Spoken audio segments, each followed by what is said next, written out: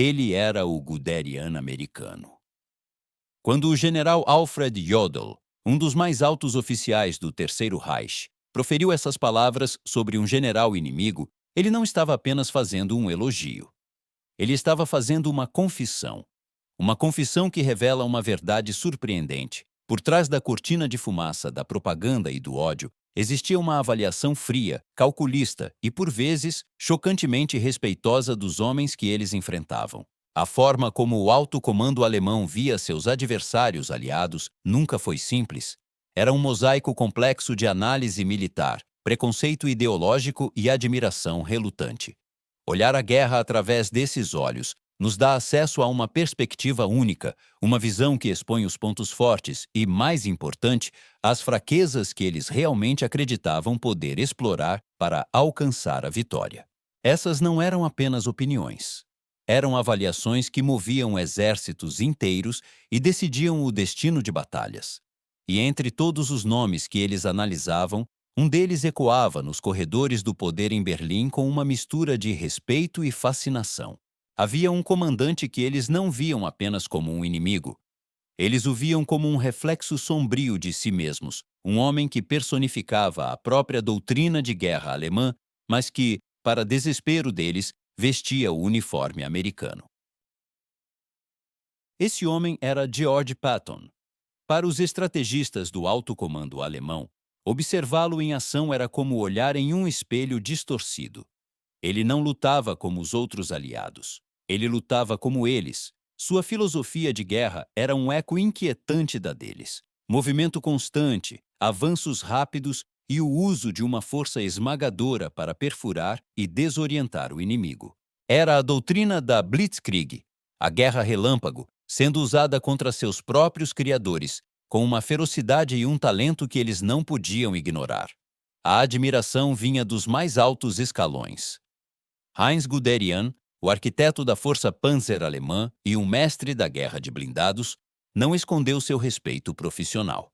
Ele afirmou: "Ouço muito sobre o general Patton, e ele conduziu uma boa campanha.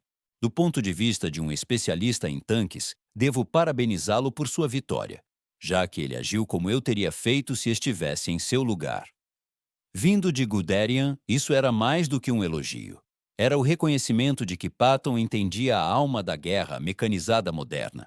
O general Günther Blumentritt, um planejador-chave nas invasões da Polônia e da França, foi ainda mais direto, descrevendo Patton como o mais agressivo general Panzer dos aliados. Para eles, Patton era o que mais se aproximava do seu ideal de comandante militar clássico. Um líder que comandava da frente, que assumia riscos calculados e que possuía uma intuição para o campo de batalha.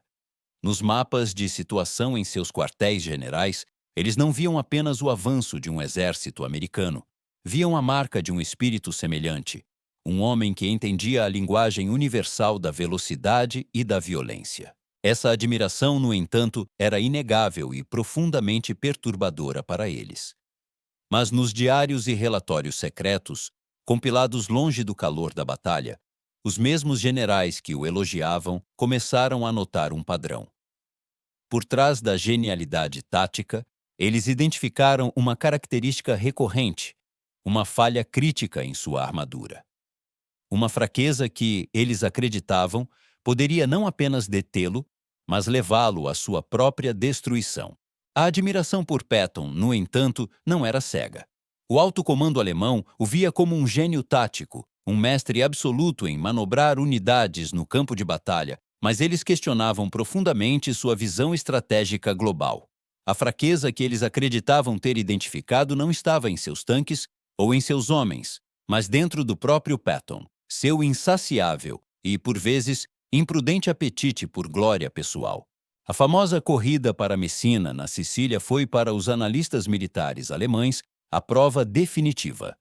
Onde o mundo via uma vitória veloz e decisiva, eles viam um ato de puro teatro militar. Em seus relatórios, a manobra foi descrita não como uma necessidade estratégica, mas como uma demonstração de glória vazia. Uma corrida impulsionada mais pelo ego de um homem do que pela lógica fria da guerra. Para a rigorosa tradição militar alemã, Um único sucesso espetacular não bastava. Era preciso propósito estratégico, algo que eles sentiam que frequentemente faltava nas ações mais ousadas de Patton. Havia também outro fator, um que assombrava todas as suas análises e que, em suas mentes, diminuía muitas das conquistas aliadas: a esmagadora superioridade material dos Estados Unidos. Eles percebiam que as vitórias de generais como Patton eram impulsionadas por uma vasta capacidade industrial, uma maré de aço e recursos que podia apagar erros táticos e sustentar ofensivas que, para os alemães, seriam simplesmente suicidas. Patton era, portanto, um paradoxo frustrante. Um general de estilo alemão, beneficiado por um poderio que nenhum general alemão possuía. A genialidade de Patton teria brilhado da mesma forma sem o poderio industrial americano por trás dele? Ou era essa a combinação que o tornava tão letal? Deixe sua opinião nos comentários. E se você entende que a verdadeira história militar é feita dessas nuances e complexidades, saiba que este canal foi feito para você. Apenas os escolhidos clicarão no botão vermelho para se inscrever e continuar essa jornada conosco. Patton era um enigma complexo, um adversário que eles respeitavam e criticavam na mesma medida.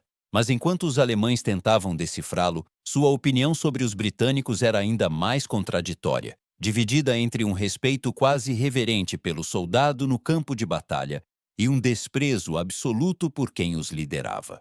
Ao contrário do que se poderia esperar, o alto comando alemão não via os britânicos com simples desprezo. A realidade encontrada em seus próprios relatórios de inteligência era muito mais complexa. No nível do soldado comum, os generais alemães nutriam um surpreendente e profundo nível de respeito.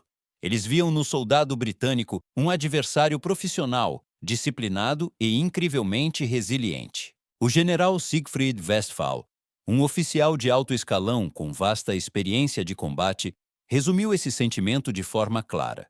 Os mais duros, mais tenazes no ataque e mais persistentes na defesa eram as divisões britânicas. Isso não era um elogio casual. As avaliações militares alemãs destacavam consistentemente a uniformidade do treinamento britânico e sua notável capacidade de manter a coesão e resistir mesmo nas situações mais desesperadoras. Como um exército que se orgulhava de seu próprio profissionalismo, poderia não reconhecer essas qualidades em seu inimigo. No calor da batalha, os comandantes de campo alemães sabiam que enfrentar uma unidade britânica significava se preparar para uma luta longa, metódica e desgastante. Eles não esperavam um colapso rápido ou uma retirada desordenada. Eles esperavam uma parede de resistência. Em seus relatórios, os soldados britânicos eram frequentemente descritos como leões, adversários formidáveis em qualquer confronto direto. Mas aqui reside o paradoxo que intrigava e, ao mesmo tempo, animava os estrategistas alemães.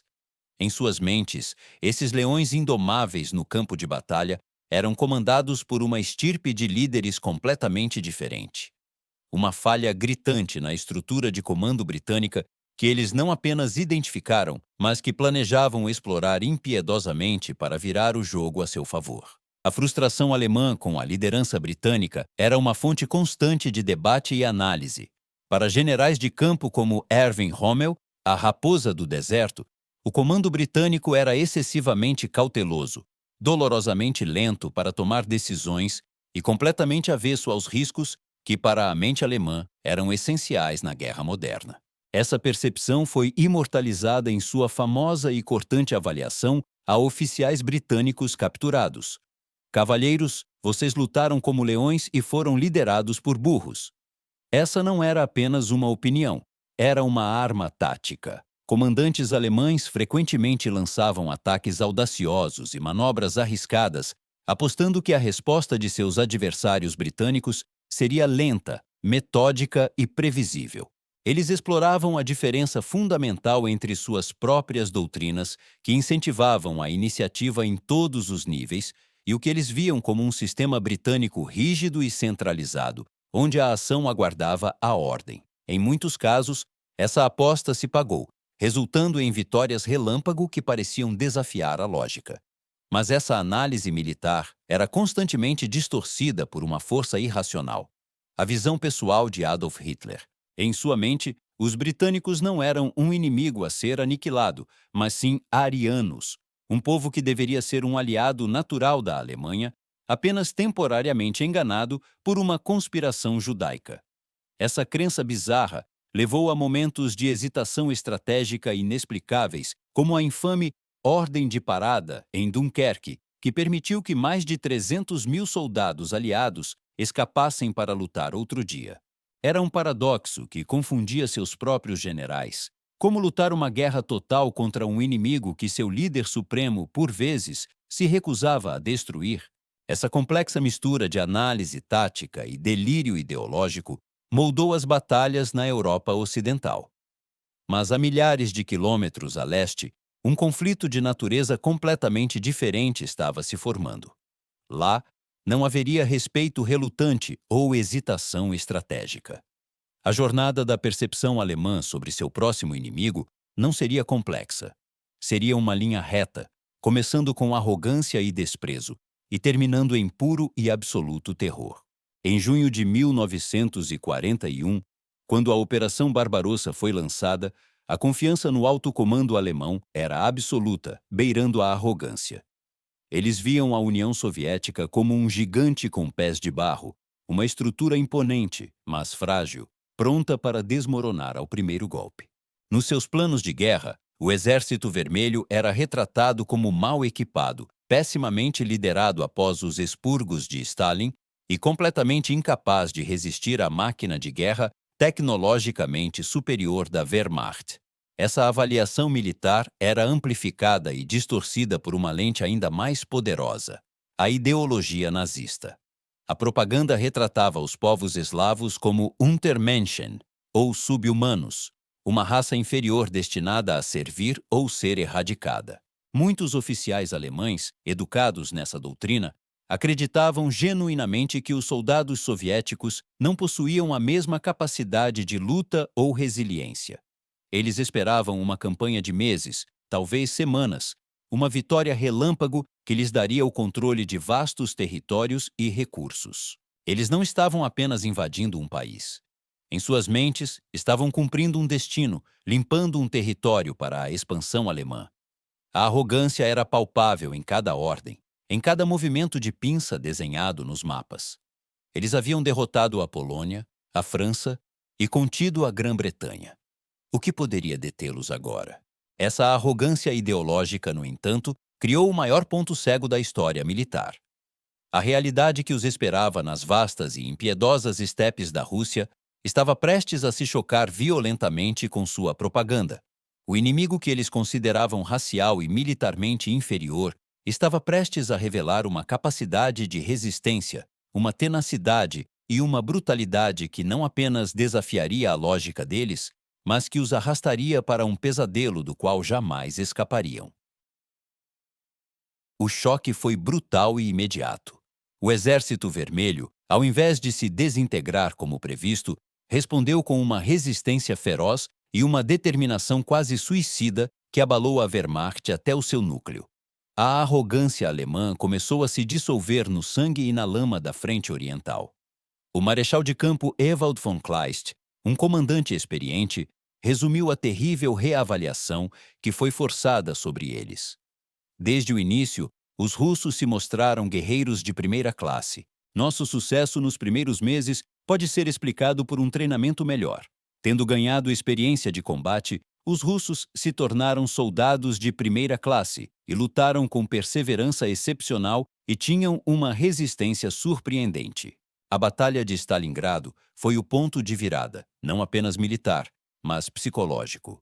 A imagem do invencível Sexto Exército alemão, cercado, faminto e finalmente aniquilado nas ruínas geladas da cidade, destruiu para sempre qualquer ilusão remanescente de inferioridade soviética.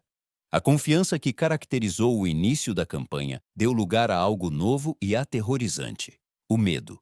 Os generais alemães perceberam que não estavam mais enfrentando um inimigo primitivo que podiam subjugar com táticas superiores. Eles estavam enfrentando um rolo compressor humano e industrial que parecia ficar mais forte a cada derrota, um adversário que aprendia, se adaptava e respondia com uma força esmagadora. O desprezo inicial se transformou em respeito relutante, e o respeito relutante se transformou em um medo profundo e existencial. Eles viram suas melhores divisões serem dizimadas, seus generais mais brilhantes serem superados e sua máquina de guerra ser lentamente moída por um inimigo que eles haviam descartado como sub-humano. A percepção alemã sobre seu inimigo mudou para sempre. Mas como essas lições brutais, aprendidas no gelo e no fogo da frente mais selvagem da história, ecoam hoje? Será que as doutrinas militares modernas ainda carregam as cicatrizes desse choque de percepções, onde a arrogância levou ao quase aniquilamento? As percepções do alto comando alemão sobre seus inimigos não são apenas curiosidades de um passado distante. Elas são lições gravadas em sangue, lições que continuam a moldar o pensamento militar até hoje. A visão de Patton como um gênio tático agressivo, mas potencialmente imprudente, a admiração pela resiliência inabalável do soldado britânico e a transformação do desprezo pelo Exército Vermelho em medo absoluto não morreram com o fim da guerra. Elas se tornaram estudos de caso fundamentais. Hoje, a ênfase que exércitos modernos dão ao moral e à resistência de suas tropas é um eco direto do respeito alemão pela tenacidade britânica. O investimento maciço da Organização do Tratado do Atlântico Norte em tecnologia de ponta durante a Guerra Fria foi uma resposta direta ao medo do poderio numérico soviético, uma lição aprendida nas planícies congeladas da Rússia. E a doutrina da guerra mecanizada, com seu foco em velocidade e iniciativa, ainda carrega a marca indelével das táticas ousadas de generais como Patton. As avaliações feitas nos quartéis-generais alemães não eram apenas opiniões, eram tentativas de decifrar o código de seus adversários. Eles viram a audácia em Patton, a teimosia nos britânicos e uma força brutal e crescente nos soviéticos. Eles erraram em muitas de suas suposições, especialmente naquelas contaminadas pela ideologia, e pagaram o preço mais alto por isso. Qual dessas percepções alemãs você achou mais surpreendente? A admiração por Patton, o respeito pelos soldados britânicos ou a mudança drástica em relação aos soviéticos? Sua perspectiva enriquece essa discussão. Deixe seu comentário, mesmo que anonimamente, pois cada visão adiciona uma nova camada à nossa compreensão da história. Se esta análise aprofundada despertou seu interesse, inscreva-se e curta para se juntar a nós em futuras explorações. Afinal, a história nos ensina a mais brutal e importante das verdades: a de que ignorar ou subestimar seu adversário é o caminho mais curto para a derrota,